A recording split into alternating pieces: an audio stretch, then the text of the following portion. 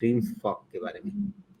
Dream fox लंबी अवधि के नज़रिए से इसमें खरीदना चाहते हैं, तो प्रवीण सिंह झाला जी की नज़र सही जगह पर है या इसमें कोई एक खतरा दिखता है आपको?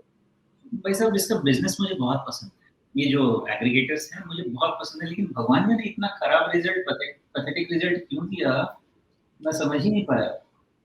लेकिन मेरे रेडार पे है, अभी मैं इसको स्टडी कर रहा हूँ और हो सकता है 1-2 क्वार्टर के रिज़ल्ट के बाद इसका वैल्यूएशन मॉडरेशन हो जाए।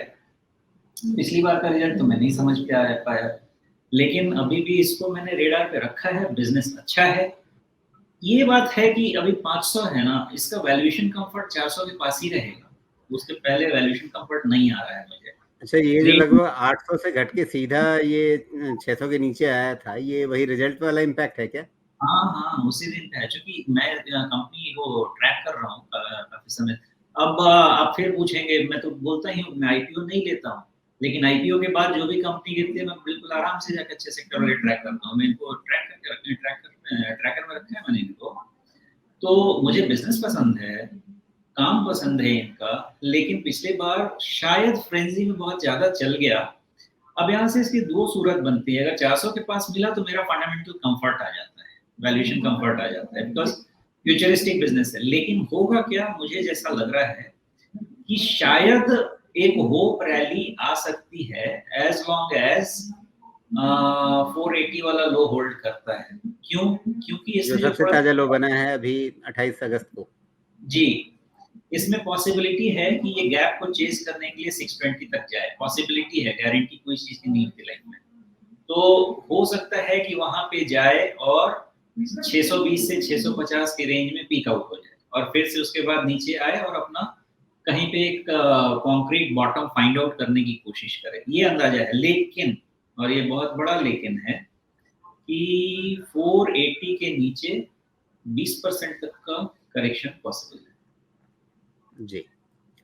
तो फिर अभी इन्वेस्टमेंट या ट्रेड दोनों के हिसाब से बड़ी एक आसान चीज़ दिख रही है ना फिर कि अभी 513-14 पर है। आपने 480 का एक स्टॉप लॉस लगाया, आराम से आप आगे जो आप 620 या 650 तक के लेवल्स की उम्मीद कर रहे हैं, वहाँ तक का एक ट्रेड बहुत आराम से बनता है ना फिर। बुक तो यही कहता है, बाकी हर हर हर इंसान की अपनी-अपनी इच्छा। जी।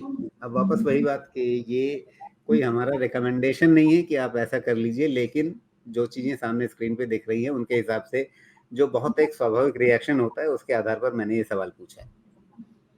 जी, बिल्कुल। तो फिलहाल अब